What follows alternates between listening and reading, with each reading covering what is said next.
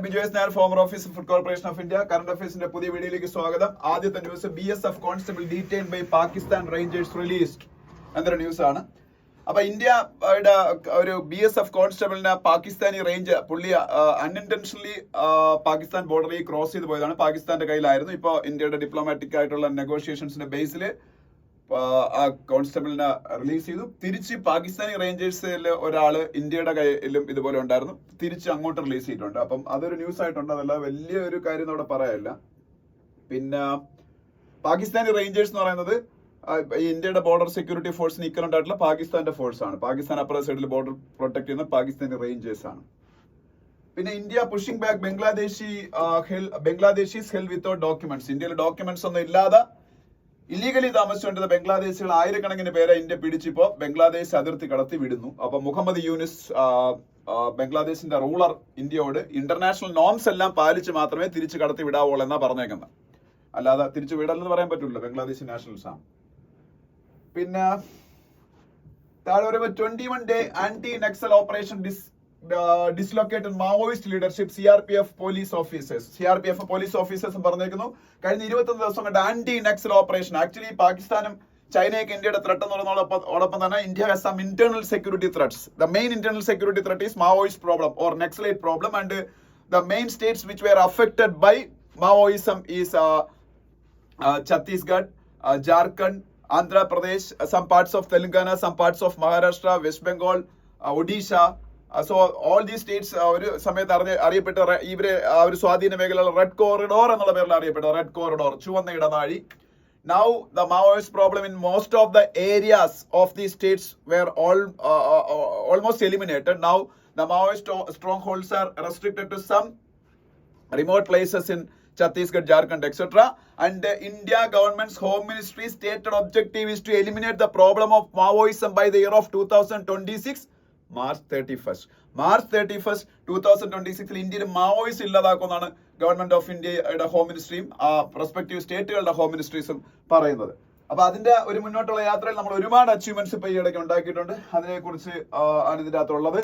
അപ്പൊ mainly the anti Maoist operations or counter Maoist operations are being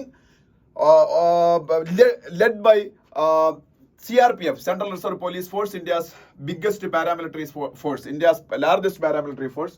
അപ്പോൾ CRPFന്റെ chief ഒക്കെ ഇതിന്റെ അകത്ത് പറയുന്നുണ്ട്. CRPFന്റെ ചീഫിനെ CRPF ഡയറക്ടർ എന്നാണ് പറഞ്ഞത്. അദ്ദേഹത്തിന്റെ പേര് ജ്ഞാനേന്ദ്ര പ്രസാദ് സിംഗ് എന്നാണ്. ജ്ഞാനേന്ദ്ര പ്രസാദ് സിംഗ് അദ്ദേഹമൊക്കെ ഇന്നലെ മീഡിയ ബ്രീഫ് ചെയ്തിട്ടുണ്ട്. അപ്പൊ CRPFന്റെ ഡയറക്ടറാണ്. പിന്നെ 3700 crore chip unit in UP gets cabinet note എന്ന ന്യൂസ് കാണാം. ഇന്ത്യ ഗവൺമെന്റ് ഇന്നലെ ക്യാബിനറ്റിന്റെ അപ്രൂവൽ കൊടുത്തു to start a new chip manufacturing facility in Uttar Pradesh by with an investment of around 3700 crore. അതിനെക്കുറിച്ച് ഡീറ്റെയിൽ ന്യൂസ് അകത്തെ പേജിലുണ്ട്, അപ്പോൾ ഡിസ്കസ് ചെയ്യാം. പിന്നെ Odisha approves 11.25% reservation for SCBC students എന്നൊരു ന്യൂസ് ഉണ്ട്. അത് ഒഡീഷയിലെ കാര്യമാണ്, നമുക്ക് വലിയ ആവശ്യമൊന്നുമില്ല, ജസ്റ്റ് പറഞ്ഞേ ഉള്ളൂ. Arunachal Pradesh is and will always remain part of India. Arunachal പ്രദേശിന്റെ മുകളിൽ ചൈനയ്ക്ക് ഒരു ക്ലെയിം ഉണ്ടല്ലോ. ചൈന ഇടയ്ക്കിടയ്ക്ക് അരുണാചൽ പ്രദേശിലെ സ്ഥലങ്ങളുടെ പേര് മാറ്റാറുണ്ട്. ഒഫീഷ്യലി അവർ വേറെ പേരെ കൊടുക്കാറുണ്ട്. അപ്പൊ India government ministry of external affairs പറഞ്ഞേക്കുന്ന പേര് മാറ്റി കളിച്ചതുകൊണ്ട് ഒരിക്കലും അരുണാചൽ പ്രദേശ് ഇന്ത്യയുടെ അല്ലാതാവത്തില്ല. Arunachal Pradesh is and will be the part of India always. ഇന്ത്യയുടെ സോവറിനിറ്റി എവിടെയൊക്കെ എക്സ്റ്റെൻഡ് ചെയ്യുന്നോ എന്ന് നമ്മളെ കോൺസ്റ്റിറ്റ്യൂഷനിൽ പറയുന്നുണ്ടല്ലോ. നമ്മളെ യൂണിയൻ ആൻഡ് ഇറ്റ്സ് ടെറിട്ടറി എന്നുള്ള സ്ഥലത്ത് നമ്മളെ ഇന്ത്യ അല്ലെങ്കിൽ ഭാരത് എന്ന് പറയുന്ന സംഭവം നമ്മുടെ സോവറിനിറ്റി എവിടം വരെ എക്സ്റ്റെൻഡ് ചെയ്യുന്ന അതെല്ലാം ഇന്ത്യൻ യൂണിയന്റെ ഭാഗമാണ്. അപ്പൊ അതാണ് സ്വാഭാവികമായിട്ടും അരുണാചൽ പ്രദേശും. അതിന് ചൈന ഇനിയിപ്പോ എന്ത് കളിച്ചിട്ട് ഒരു കാര്യമില്ല. അപ്പൊ എന്തായാലും അരുണാചൽ പ്രദേശിനെ ചൈന പറയുന്നത് സംഗൻ എന്നാണ്. സംഗൻ അല്ല, സംഗൻ അല്ല, സംഗ്നാൻ, SAZNGNAN അവന്മാര് അങ്ങനെ വിളിക്കുന്നു. ഓക്കെ, അരുണാചൽ പ്രദേശിനെ കുറിച്ച് ഇന്നലെ ഞാൻ പറഞ്ഞായിരുന്നു. Arunachal Pradesh north eastern state ആണ്. ക്യാപിറ്റൽ ഇറ്റാനഗർ ആണ്. Chief minister Pema Khandu. പിന്നെ ഈ BJPയുടെ കുറച്ച് ലീഡേഴ്സ് ആക്ച്വലി എന്തുമാത്രം ഇറസ്പോൺസിബിൾ ആണെന്ന് പറയുന്നത്. രാജ്യം ഒറ്റക്കെട്ടായി ഇതുപോലുള്ള ടെററിസത്തിനെയും പാകിസ്ഥാൻ അഗെയിൻസ്റ്റ് ആയിട്ടുള്ള ഈ പറഞ്ഞ വാർ ലൈക്ക് സിറ്റുവേഷനൊക്കെ കോർഡിനേറ്റ് ചെയ്യുമ്പോൾ അതിന്റെ മുഖമായിട്ട് പ്രവർത്തിച്ച സോഫിയ ഖുറേഷി എന്ന് പറയുന്ന നമ്മളുടെ പട്ടാളത്തിന്റെ അഭിമാനമായിട്ടുള്ള പട്ടാള ഓഫീസർ ഒരു മതത്തിന്റെ മാത്രം ഭാഗമായിട്ട് കാണിച്ചുകൊണ്ട് ഒരു പരാമർശം നടത്തി. സത്യം പറഞ്ഞാല് ഇന്ത്യയുടെ പ്രൈം മിനിസ്റ്ററിനെ കൂടെ ഡിസ്ക്രീസ് ആണ് ഇത്തരത്തിലുള്ള അനാവശ്യങ്ങൾ പറയുന്ന ലീഡേഴ്സ്, ഇത്തരത്തിലുള്ള മോട്ടോർ ബോത്തായിട്ടുള്ള ലീഡേഴ്സ്. അത് ഭയങ്കര വലിയ പ്രതിഷേധം വിളിച്ചു വരുത്തി. എന്തിനാ സത്യത്തിന്റെ വല്ല ആവശ്യം ഉണ്ടായിരുന്നു? ഓക്കെ, അതിനെക്കുറിച്ച് കൂടുതൽ ഡിസ്കസ് ചെയ്യാൻ പോലും ആഗ്രഹിക്കുന്നില്ല, അത് ഞാൻ ജസ്റ്റ് പറഞ്ഞേ ഉള്ളൂ. പിന്നെ നെക്സ്റ്റ് പേജിൽ പോകുമ്പോൾ ഒമർ അബ്ദുള്ളയൊക്കെ എത്ര മെച്യൂർഡ് ആയിട്ടുള്ള ചീഫ് മിനിസ്റ്റർ ആണെന്ന് അദ്ദേഹം വളരെ വളരെ ഓരോ സന്ദർഭങ്ങളിലും തെളിയിച്ചുകൊണ്ടിരിക്കുകയാണ്. അദ്ദേഹം ഇപ്പോ കാശ്മീരിന്റെ ചീഫ് മിനിസ്റ്റർ, മുമ്പ് അദ്ദേഹം ഫസ്റ്റ് ടൈം ചീഫ് മിനിസ്റ്റർ ഒക്കെ ആയിരിക്കുന്ന സമയത്ത് ഇത്രത്തോളം മെച്യൂർഡ് ഒരു ചീഫ് മിനിസ്റ്റർ ആയിട്ട് എനിക്ക് തോന്നിയിട്ടില്ല. നൗ ഇന്ത്യയിലെ ഏത് സ്റ്റേറ്റുകളെക്കാളും ഈ നാഷണൽ ഒരു പാട്രിയോട്ടിസം പ്രകടിപ്പിച്ചുകൊണ്ട് നാഷണൽ ഇന്റഗ്രേഷന് വേണ്ടി നിൽക്കുന്ന ഒരു ചീഫ് മിനിസ്റ്ററാണ് ഒമർ അബ്ദുള്ള. അദ്ദേഹം പാകിസ്ഥാനെതിരെ വളരെ ശക്തമായ സ്റ്റാൻഡ് എടുക്കുകയും കാശ്മീരിൽ നിന്ന് ഉത്ഭവിക്കുന്ന ടെററിസത്തിനെതിരെ വളരെ ശക്തമായ സ്റ്റാൻഡ് എടുക്കുകയും, ഈവൻ കാശ്മീർ ഒരു സ്റ്റേറ്റ് പോലും അല്ല, ഇപ്പൊ യൂണിയൻ ടെറിട്ടറി ആണ്. Main demands of Kashmiri political parties R to get the statehood back and to restore Article 370. Article 370 restoration നടക്കാൻ പോണില്ല, പക്ഷേ സ്റ്റേറ്റ്ഹുഡ് അവർക്ക് തിരിച്ചെന്തായാലും കിട്ടും. ആ ഡിമാൻഡ് പോലും ഞാൻ ഇപ്പൊ തൽക്കാലം വയ്ക്കൂലെന്നാണ് അദ്ദേഹം പറയുന്ന കാര്യം. അവര് മെയിൻ എയിം എന്ന് പറഞ്ഞാൽ കാശ്മീർ സേഫർ സ്റ്റേറ്റ് ആക്കുക for tourist and for Kashmiri people. അതിന് ഇന്ത്യ ഗവൺമെന്റ് ഒപ്പം നിൽക്കുമെന്നാണ് ഒമർ അബ്ദുള്ള പറഞ്ഞേക്കുന്നത്. ഒമർ അബ്ദുള്ള നാഷണൽ കോൺഫറൻസ് എന്ന പാർട്ടിയുടെ ലീഡറാണ്.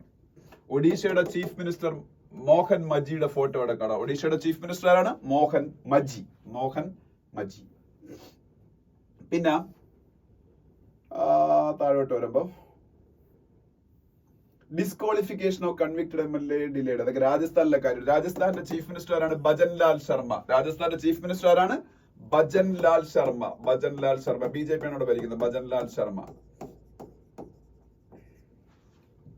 ഇനി അമൃത്സറിലെ ഇല്ലിസിറ്റ് ലിക്കർ അല്ലെങ്കിൽ വ്യാജമദ്യം കുടിച്ച ആൾക്കാർ മരിച്ചതിനെ കുറിച്ച് കഴിഞ്ഞ ദിവസം പറഞ്ഞിരുന്നു. അമൃത്സർ ഹോളി സിറ്റി എന്നറിയപ്പെടുന്നത് സിഖുകാരുടെ ഏറ്റവും വലിയ ആരാധനാ കേന്ദ്രമായ, സിഖുകാരുടെ ബിഗ്ഗസ്റ്റ് ഗുരുദ്വാരയായ ഗോൾഡൻ ടെമ്പിള് ഞാൻ പറഞ്ഞിട്ടുണ്ട് അമൃത്സറിലാണെന്ന്. അപ്പൊ ആ അമൃത്സറിലാണ് നടന്നത്. ഓക്കെ, പഞ്ചാബിന്റെ ചീഫ് മിനിസ്റ്ററാണ് ഭഗവത് മാൻ. പിന്നെ ഇന്ത്യയിലെ ഒരു സംസ്ഥാനം നാളെ അതിന്റെ 50ാമത് ആനിവേഴ്സറി, അതിന്റെ 50ാമത് ബർത്ത്ഡേ സെലിബ്രേറ്റ് ചെയ്യാണ്. സിക്കിം ആണ് ആ സ്റ്റേറ്റ്. നോർത്ത് ഈസ്റ്റിൽ ഒരു സ്റ്റേറ്റ് ആണ് സിക്കിം എന്ന് പറയുന്ന സ്റ്റേറ്റ് ഉണ്ടായത് May 16, 1975 അപ്പൊ ആ സ്റ്റേറ്റ് ഉണ്ടായിട്ട് 50ാം വർഷമാണ്. സിക്കിമിന്റെ ക്യാപിറ്റൽ ഗാങ്ടോക്ക് ആണ്. സിക്കിമിന്റെ ക്യാപിറ്റൽ. പിന്നെ എല്ലാ ദിവസവും BBMP കുറിച്ചുള്ള ന്യൂസ് ഉണ്ട്. ഞാൻ നിങ്ങളുടെ പലതവണ പറഞ്ഞാണ്. BBMP Bhakra Beas management board Punjab Haryana 2 states ആയിട്ട് 1966 പഞ്ചാബ് ഡിവൈഡ് ചെയ്യപ്പെടുമ്പോൾ പഞ്ചാബിൽ നിന്ന് ഒഴുകുന്ന നദികളുടെ വാട്ടർ ഷെയർ ഹരിയാനയ്ക്ക് കൊടുക്കാൻ വേണ്ടിയിട്ടാണ് അതൊക്കെ വരുന്നത്. ഞാൻ SYL കനാലിനെ കുറിച്ച് പറഞ്ഞായിരുന്നു. സത്ലജ് യമുന ലിങ്ക് കനാൽ, അതിനെ കുറിച്ചൊക്കെ അത് ഡിസ്കസ് ചെയ്തിട്ടില്ലാണ്, ഈ വെള്ളം അങ്ങോട്ട് കൊണ്ടുപോകാനുള്ള. പക്ഷേ സത്ലജ് യമുന ലിങ്ക് കനാലൊന്നും കംപ്ലീറ്റ് ചെയ്യാൻ കഴിഞ്ഞിട്ടില്ല because of the vehement opposition of Punjab.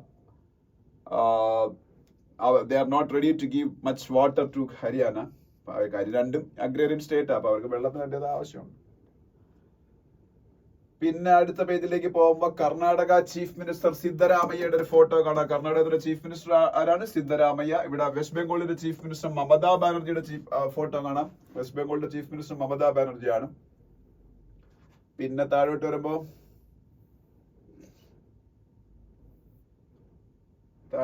വേറെ ഒന്നും പറയാനൊന്നുമില്ല. അതിനടുത്ത പേജിൽ പോകുമ്പോ 2 എഡിറ്റോറിയൽസ്. ഒരു എഡിറ്റോറിയൽ ട്രംപറ്റിംഗ് ക്ലെയിംസ് എന്ന് പറഞ്ഞ എഡിറ്റോറിയലാണ്.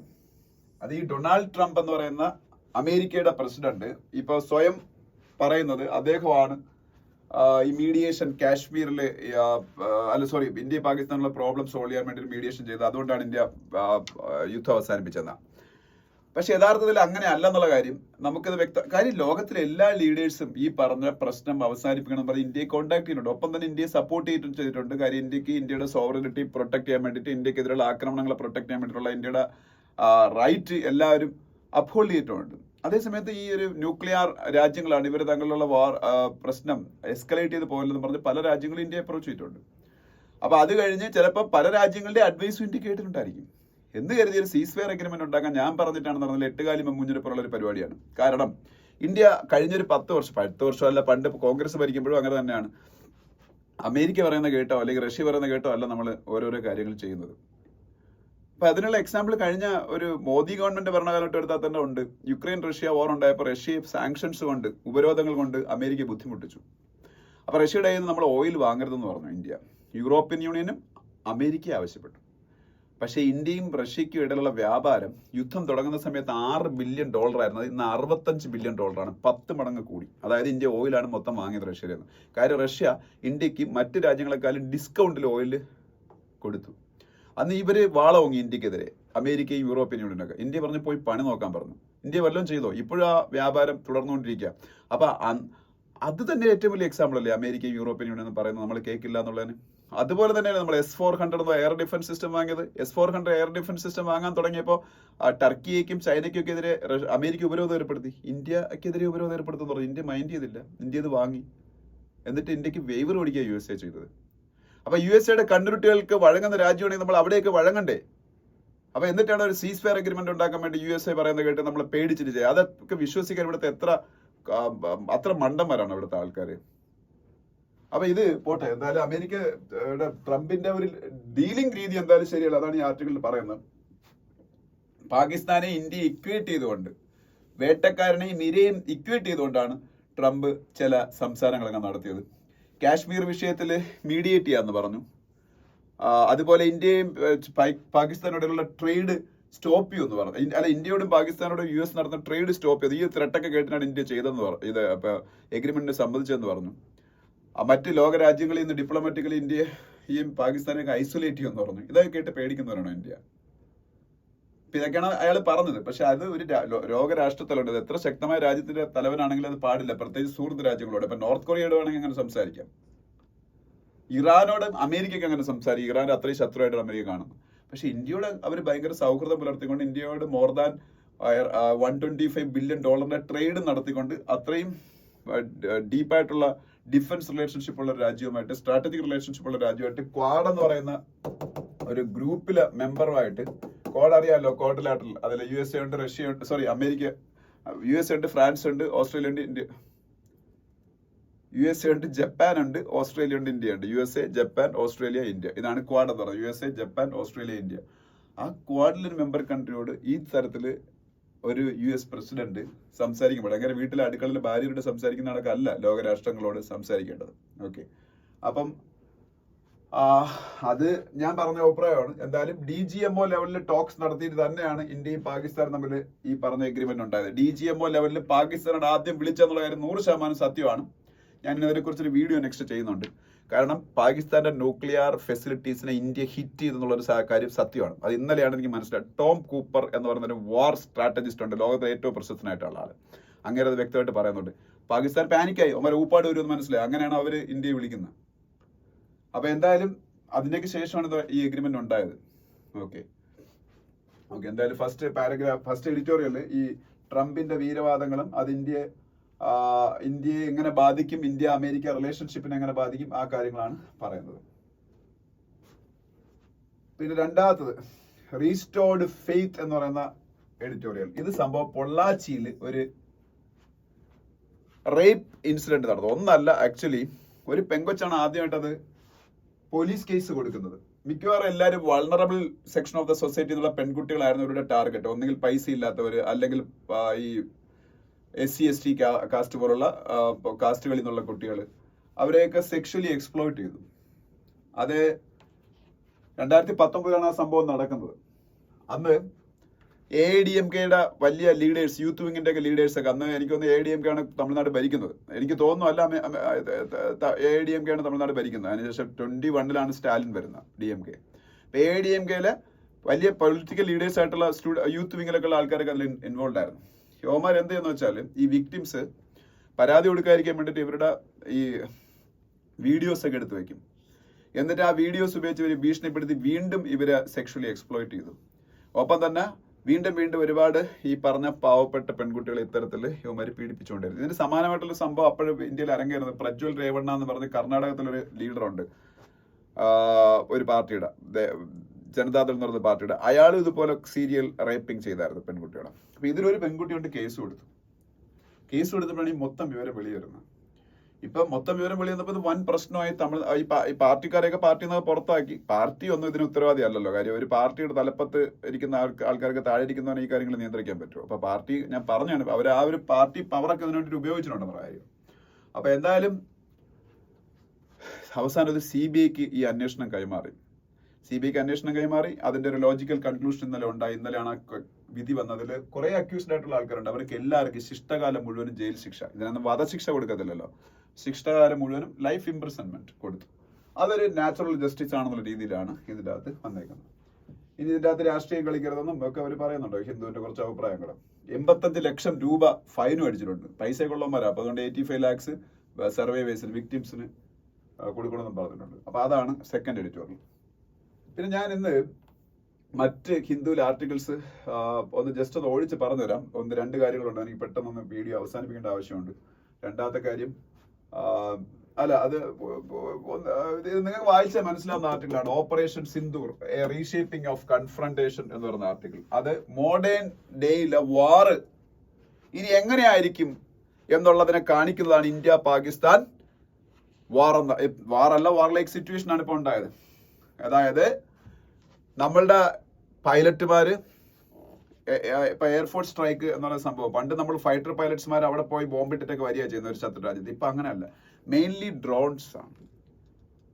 പിന്നെ ലോയിറ്ററിങ് അമ്യൂണിഷൻസ് ഇതൊക്കെ യൂസ് ചെയ്ത് നമ്മൾ കറക്റ്റായിട്ട് മാപ്പ് ചെയ്ത് ലൊക്കേഷൻസ്, ആ ലൊക്കേഷൻസിൽ ഡ്രോൺസ് ഉപയോഗിച്ചാണ് അറ്റാക്സ് നടത്തും. അല്ലെങ്കിൽ ഡ്രോൺസ് പോയി കറക്റ്റായിട്ട് ലൊക്കേഷൻസ് മനസ്സിലാക്കി വന്നിട്ട് നമ്മളെ ഫൈറ്റർ പൈലറ്റ്സ്മാരെ എയർഫോഴ്സിന്റെ വിമാനങ്ങൾ ഉപയോഗിച്ച് അവിടെ പോയി അറ്റാക്ക് ചെയ്യുന്നു. മനസ്സിലായി? ഇതുപോലെ ആർമി പോലും ഇത്തരത്തിലുള്ള സങ്കേതങ്ങളാണ് ഉപയോഗപ്പെടുത്തുന്നത്. അപ്പൊ ഈ ഡ്രോൺ വാർഫെയർ ആണ് ഇപ്പൊ ഏറ്റവും കൂടുതൽ മോഡേൺ ഡേ വാറിൽ, പ്രത്യേകിച്ച് ഇന്ത്യ പാകിസ്ഥാൻ ഇപ്പൊ നടന്ന ആ ഒരു പ്രശ്നത്തിൽ ഉപയോഗപ്പെടുത്തിയത്. അതിൽ ഇന്ത്യയുടെ പല ആയുധങ്ങളും ഹൈലി ഇഫക്റ്റീവ് ആണ് അഗെയിൻസ്റ്റ് പാകിസ്ഥാൻ ആയുധങ്ങളെന്ന് മനസ്സിലായി. പാകിസ്ഥാൻ ആയുധങ്ങൾ എന്ന് പറയുന്ന സംഭവം ഇല്ല. അതെല്ലാം ചൈനയിൽ നിന്നും ടർക്കിയിൽ നിന്നൊക്കെ ഇമ്പോർട്ട് ചെയ്ത സാധനങ്ങളാണ്. ഇന്ത്യ സ്വന്തമായിട്ട് ഡെവലപ്പ് ചെയ്ത ആകാശ് എന്ന് പറയുന്ന ഇന്ത്യയുടെ എയർ ഡിഫൻസ് മിസൈൽ പോലും ഇന്ത്യയെക്കാളും ഒരുപാട് ടെക്നോളജിക്കൽ പ്രോഗ്രസ് ഉള്ള ചൈനയെക്കാളും അല്ലെങ്കിൽ ചൈനയുടെ ആയുധങ്ങളെക്കാളും വളരെ മികച്ചതാണെന്ന് പ്രൂവ് ചെയ്യപ്പെട്ടു. ഇതിനൊരു ലോങ് ടൈം ഇംപ്ലിക്കേഷനും ഉണ്ട്. അത് നീ പറയുന്നില്ല, ഞാൻ പറഞ്ഞാണ്. ഇനി ഇന്ത്യയുടെ ആയുധങ്ങൾക്ക് ലോകത്ത് ഡിമാൻഡ് കൂടാൻ സാധ്യതയുണ്ട്. ഇപ്പൊ തന്നെ ഒരുപാട് രാജ്യങ്ങൾ ബ്രഹ്മോസിനും ആകാശിനും വേണ്ടിയിട്ട് ഈ പ്രശ്നത്തിന് ശേഷം ഇന്ത്യയെ സമീപിച്ചതായിട്ട് ഇന്നലേക്ക് റിപ്പോർട്ട് വന്നിട്ടുണ്ട്. അതൊക്കെ യാഥാർത്ഥ്യമായിരിക്കാനേ സാധ്യതയുള്ളൂ. കാര്യം ഇന്ത്യയുടെ ആയുധങ്ങൾക്ക് കൂടുതൽ റിലയബിലിറ്റി വന്നു. കാര്യം 10 വർഷം മുമ്പ് ഇന്ത്യയുടെ ആയുധ വ്യാപാരം 680 കോടി രൂപയുടെ ആയിരുന്നെങ്കിൽ ഇന്ന് വെറും 10 വർഷം കഴിഞ്ഞപ്പോൾ അത് 30 മടങ്ങ് കൂടി ഏതാണ്ട് 24,000 കോടി രൂപയുടെ ആയുധം വിൽപ്പനയാണ് നമ്മൾ നടത്തുന്നത്. 2029 50,000 കോടിയുടെ ആയുധങ്ങൾ ലോകരാജ്യങ്ങളിൽ വിൽക്കുക എന്നുള്ളതിന്റെ ഒരു ലക്ഷ്യം. ചിലപ്പോൾ ആ ലക്ഷ്യം ക്രോസ് ചെയ്ത് പോകാൻ സാധ്യതയുണ്ട്. അത്രത്തോളം ഡിമാൻഡ്സ് ഇന്ത്യൻ ആയുധങ്ങൾക്ക് ഇപ്പം വരുന്നുണ്ട്. ഞാൻ അതൊക്കെ പറഞ്ഞെങ്കിലും അതൊന്നും അല്ല ഇതിൽ കൂടുതലും പറയുന്നത്. കൂടുതലും ഇതിൻ്റെ അകത്ത് പറയുന്നത് ഡ്രോൺസ് ഉപയോഗിച്ചുള്ള യുദ്ധം, അതുപോലെ ഇതുപോലുള്ള മോഡേൺ വാർഫെയർ ഉപയോഗിച്ചുള്ള യുദ്ധം, സൈക്കോളജിക്കൽ വാർഫെയർ എന്ന് പറഞ്ഞാൽ മിസ്ഇൻഫർമേഷൻ ക്യാമ്പയിൻ. അത് ശത്രുവിന്റെ മുകളിലൊരു ഡോമിനൻസ് ഉണ്ടാക്കാൻ വേണ്ടി പാകിസ്ഥാൻ തന്നെ മിസ്ഇൻഫർമേഷൻ ക്യാമ്പയിനുകൾ നടത്തി. അവരെ എയർബേസുകൾ, ഇന്ത്യയുടെ എയർബേസുകൾ താർന്നവരെ പറഞ്ഞില്ലേ, ആദംപൂർ എയർബേസ് താർത്തെന്ന് പറഞ്ഞുകൊണ്ടല്ലേ മോദി അവിടെ പോയി സൈനികരെ അഡ്രസ് ചെയ്തത്. എന്നിട്ട് ആ ഒരു പാകിസ്ഥാന്റെ ക്ലെയിം പൊളിച്ചടിക്ക് കൈ കൊടുത്തത്. ഇന്ത്യയുടെ S-400 ഒരെണ്ണം ആദംപൂരിൽ ഉണ്ടായിരുന്നു. അത് തകർത്തുന്നവന്മാർ പറഞ്ഞു S-400 മുന്നിൽ നിന്നാണ് മോദി പ്രസംഗിച്ചത്. അപ്പൊ ഇതൊക്കെ അവരുടെ സൈക്കോളജിക്കൽ വാർഫെയറാ. അപ്പൊ അതിനെയൊക്കെ കുറിച്ച് ഇങ്ങനെ അത് തെറ്റെന്ന് പറയാൻ പറ്റില്ല. കാര്യം ഇപ്പൊ സ്വന്തം രാജ്യത്തെ ജനങ്ങൾക്ക് ആത്മവിശ്വാസം കൊടുക്കുവാനും മറ്റ് ലോക രാജ്യങ്ങളുടെ മുന്നിൽ തെറ്റായ പിക്ചർ വരച്ച് കാണിക്കാനൊക്കെ ആ ഒരു സ്ട്രാറ്റജി യൂസ് ചെയ്യും. ഇന്ത്യ അത് യൂസ് ചെയ്തിട്ടില്ല, പക്ഷെ പാകിസ്ഥാൻ അത് യൂസ് ചെയ്തു. അപ്പൊ അതല്ലാതെ മോഡേൺ വാർഫെയറിൽ യൂസ് ചെയ്യുന്നുണ്ട്. അതിനെക്കുറിച്ചാണ് ഈ പറയുന്നത്. അപ്പൊ അത് വായിച്ചു നോക്കത്. പിന്നെ ഈ ഒരു ആർട്ടിക്കിൾ ഞാൻ വലുതായിട്ട് വായിച്ചില്ലായിരുന്നു. അപ്പൊ അതിന് അടുത്ത പേജിൽ ഒരു ആർട്ടിക്കിൾ ഉണ്ട്, അത് വേണമെങ്കിൽ വായിച്ചു. അത് വേറെ ഒന്നുമല്ല, റോഡ് സേഫ്റ്റിയെ കുറിച്ചാണ്. ദ റോഡ് ടു സേഫ്റ്റി എന്ന് പറഞ്ഞ ആർട്ടിക്കിൾ. ഇത് സംഭവം വേറെ ഒന്നുമല്ല. ഇന്ത്യ അതിവേഗതയിൽ വികസിച്ചുകൊണ്ടിരിക്കുകയാണ്. 2047 ആകുമ്പോൾ ഇന്ത്യയില് മൊത്തം പോപ്പുലേഷൻ 50% അർബൻ പോപ്പുലേഷൻ ആവും. ഇപ്പൊ അർബനൈസേഷൻ ഭയങ്കരമായിട്ട് വരുമ്പോൾ ആൾക്കാരുടെ കയ്യിൽ കൂടുതൽ വാഹനങ്ങളും എല്ലാം അർബൻ മേഖലയിൽ ഉൾപ്പെടെ ഉണ്ടാവും. അപ്പൊ നമ്മളെ റോഡുകൾ കൂടുതൽ അൺസേഫ് ആവാൻ സാധ്യതയുണ്ട്. അപ്പോ ഇന്ത്യയിലെ അറൌണ്ട് 1.7 lakhs ആൾക്കാരാണ് 1.70 lakhs ആൾക്കാരാണ് ഒരു വർഷം ആവറേജ് ലെവലിൽ റോഡുകളിൽ മരിക്കുന്നത്.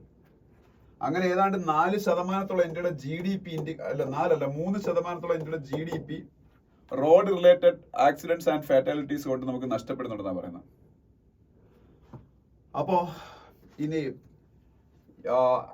ഓരോ ലക്ഷം പോപ്പുലേഷൻ എടുക്കുമ്പോൾ ഇന്ത്യയിൽ 12.2 പേര് റോഡ് ആക്സിഡൻസ് മരിക്കുന്നു 1 ലക്ഷം പോപ്പുലേഷൻ എടുക്കുമ്പോൾ. അതാണ് നിരക്ക് എന്ന് പറയുന്നത്. അതേസമയത്ത് UK 2.57 ജപ്പാനിൽ 2.57 UK 2.61 ആൾക്കാർ മരിക്കുന്നുണ്ട്. അതിന്റെ 6 ഇരട്ടിയാണ് ഇന്ത്യയിൽ മരിക്കുന്നത്. അപ്പൊ ഇന്ത്യയിൽ ആർട്ടിക്കിൾ 21 ഓഫ് കോൺസ്റ്റിറ്റ്യൂഷൻ ഉണ്ട്. അതെല്ലാവർക്കും ജീവിക്കാനുള്ള അവകാശമാണ്. റൈറ്റ് ടു ലൈഫ് ആണ് ആർട്ടിക്കിൾ 21.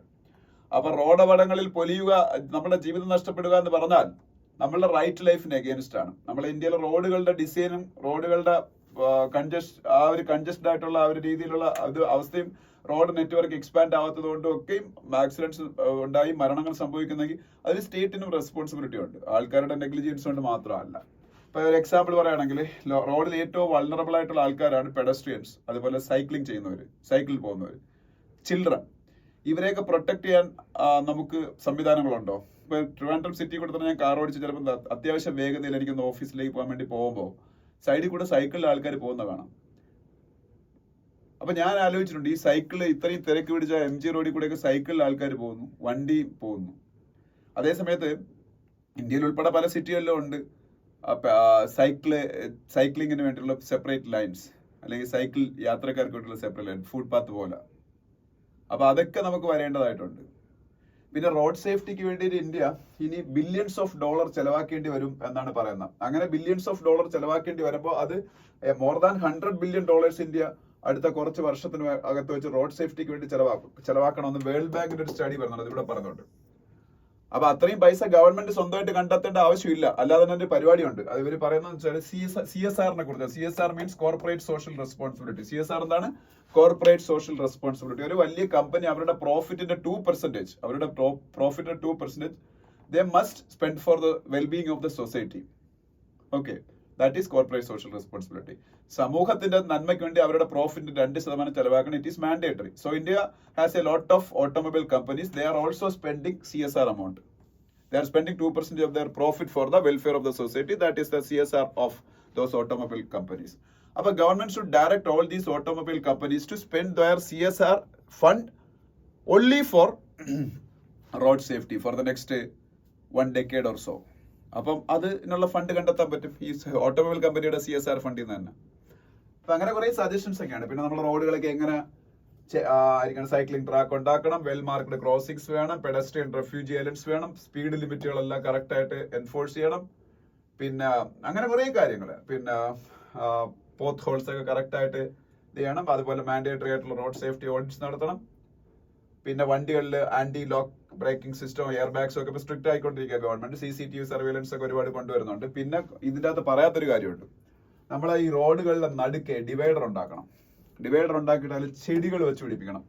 അത് ചെയ്യുന്നുണ്ട് ഇപ്പൊ national highway authority of India. എന്തിനാണ് ഈ ചെടി വെച്ച് പിടിപ്പിക്കുന്നത്? റോഡ് ബ്യൂട്ടിഫിക്കേഷന് വേണ്ടി മാത്രമാണ്. That is A part of the strategy. Road beautification വഴി റോഡ് ഭംഗിയാവും, അത് രസമാണ്. അതിനപ്പുറം നമ്മളെല്ലാവരും ഏറ്റവും കൂടുതൽ ഫേസ് ചെയ്യുന്ന പ്രോബ്ലമാണ് എതിരെ വരുന്ന ഡിം അടിക്കത്തില്ല വണ്ടിയിൽ വരെ രാത്രി.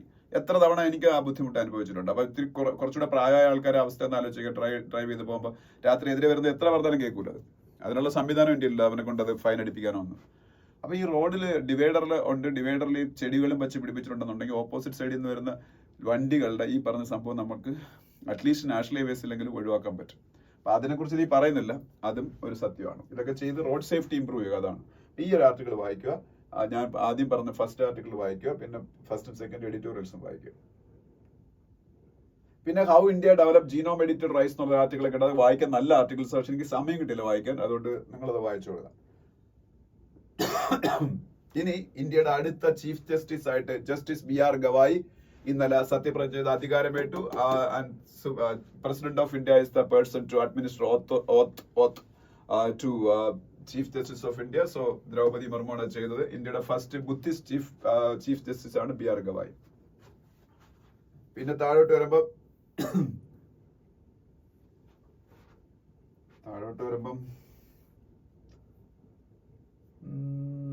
ഓക്കെ, ഇവിടേക്ക് കുറെ യുദ്ധത്തിനെ കുറിച്ചുള്ള ന്യൂസുകളാണ്. അതിന്റെ അടുത്ത പേജിലും വലിയ ആവശ്യമുള്ള ന്യൂസുകളൊന്നുമില്ല. ഇന്ത്യയുടെ indigenous weapon systems highly effective size centre. അത് സെന്റർ പറയാതെ തന്നെ നമുക്കറിയാം, നമ്മൾ കണ്ടതാണ് നേരിട്ട് ചാനലുകളിൽ കൂടെയൊക്കെ. അതിൽ ഏറ്റവും പ്രധാനം ആകാശിനെ കുറിച്ച് തന്നെ പറഞ്ഞ ഈ ഫോട്ടോയിൽ കാണുന്ന ആകാശാണ്. ആകാശ് ഇന്ത്യയുടെ എഫക്റ്റീവ് വെപ്പൺ ആയിരുന്നു എഗെയിൻസ്റ്റ് പാകിസ്ഥാനി അഗ്രഷൻ ആൻഡ് ആ കാര്യങ്ങളൊക്കെയാണ് ഇവിടെ പറയുന്നത്. ഇപ്പൊ നമ്മൾ ആകാശ് തീർ എന്ന് പറഞ്ഞൊരു പുതിയൊരു സംഭവം ഉണ്ടായിക്കൊണ്ടിരിക്കുകയാണ്. അതും ഇതുമായിട്ട് എയർ ഡിഫൻസുമായിട്ട് ബന്ധപ്പെട്ട ഒരു സംഗതിയാണ്. ഭാർഗവാസ്ത്ര എന്ന് പറയുന്ന സംഭവം ഇന്നലെ പരീക്ഷിച്ചിട്ടുണ്ട്, ഡ്രോണുകൾക്ക് എഗെയിൻസ്റ്റ് ആയിട്ടുള്ള ഡിഫൻസ് മെക്കാനിസം.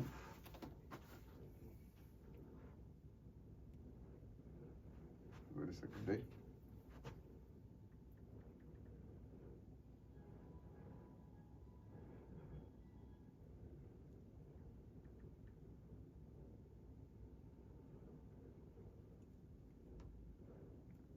ഒരു സെക്കൻഡ്.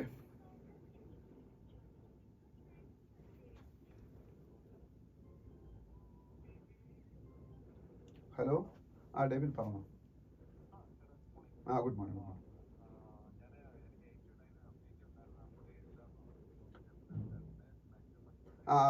അത്രയും നേരത്തെ ഇപ്പൊ ഒരു ക്ലാസ് യൂട്യൂബിൽ എടുത്തോണ്ടിരിക്കുക, അത് കഴിഞ്ഞ ശേഷം ഞാൻ എത്താം. ഓക്കെ ഓക്കെ ശരി ശരി. ഓക്കെ ശരി. Okay welcome.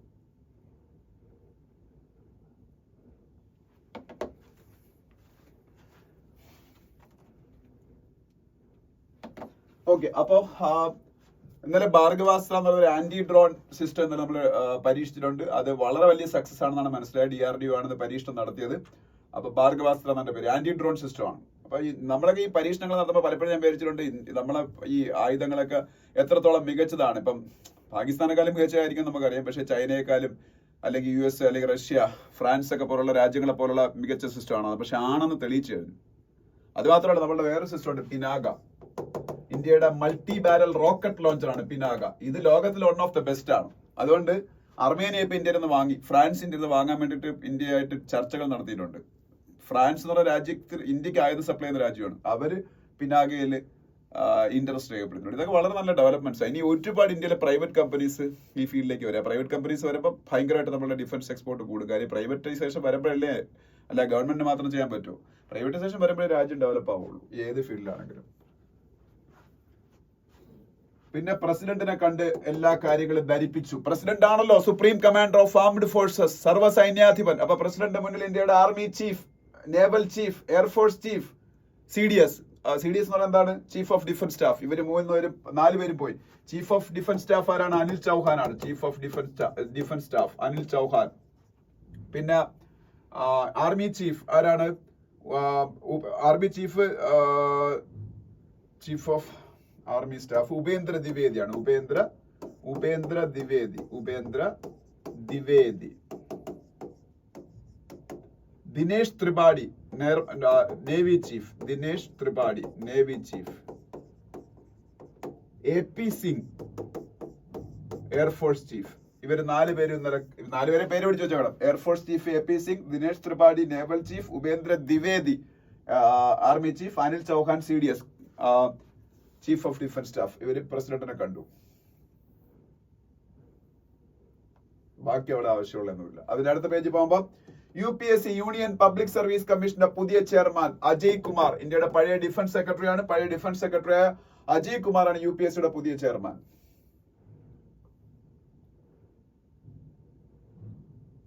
ഇപ്പൊ നമ്മൾ റോഡ് സേഫ്റ്റിയെ കുറിച്ച് ആർട്ടിക്കിൾ ഡിസ്കസ് ചെയ്തേ ഉള്ളൂ. ഫുട്പാത്ത് എല്ലാം പ്രോപ്പർ ആയിട്ട് മെയിൻറ്റെയിൻ ചെയ്തോളാം. ഇന്നലെ സുപ്രീം കോടതി ഗവൺമെന്റുകൾക്ക്, സ്റ്റേറ്റ് ഗവൺമെന്റുകൾക്ക് നിർദ്ദേശം കൊടുത്തേക്കുക. ആർട്ടിക്കിൾ 21 ഇന്ത്യയിലെ ജനങ്ങളുടെ റൈറ്റ് ടു ലൈഫാണ്. ഇന്ത്യയിലെ ജനങ്ങൾ മാത്രമല്ല, ഇന്ത്യക്കകത്ത് വരുന്ന ഏത് ജനങ്ങളിലേക്ക് റൈറ്റ് ടു ലൈഫ് ഉണ്ട്, റൈറ്റ് ടു ഇക്വാലിറ്റി ഉണ്ട്. Article 14, article 21. അപ്പൊ റൈറ്റ് ടു ലൈഫാണ് ആർട്ടിക്കിൾ 21. അതനുസരിച്ച് ഫുട്പാത്ത്സ് ഒക്കെ വളരെ ക്ലിയർ ആയിട്ട് പ്രൊവൈഡ് ചെയ്യേണ്ടത് കോൺസ്റ്റിറ്റ്യൂഷണൽ ഡ്യൂട്ടിയാണ്. പിന്നെ ഇന്ത്യയിലെ ഡൽഹി, കേരള, തമിഴ്നാട് ഈ 3 സ്ഥലങ്ങളുടെ ബർത്ത് റേറ്റ് ഭയങ്കരമായിട്ട്, ലൈവ് ബർത്ത് റേറ്റ് ഭയങ്കരമായിട്ട് കുറയുന്നു പറഞ്ഞൊരു ന്യൂസ് വന്നിട്ടുണ്ട്. സാമ്പിൾ രജിസ്ട്രേഷൻ സിസ്റ്റം എന്ന് പറയുന്ന രജിസ്ട്രാർ ജനറൽ ഓഫ് ഇന്ത്യയുടെ റിപ്പോർട്ടിൽ അത് വരുന്നത്. രജിസ്ട്രാർ ജനറൽ ഓഫ് ഇന്ത്യ എന്ന് പറഞ്ഞ സംഭവമുണ്ട്, RGI. അവരുടെ അണ്ടറിൽ സാമ്പിൾ രജിസ്ട്രേഷൻ സിസ്റ്റം എന്നൊരു സംഗതിയുണ്ട്. അതിനകത്താണ് ഈ ഡേറ്റ എല്ലാം വരുന്നത്.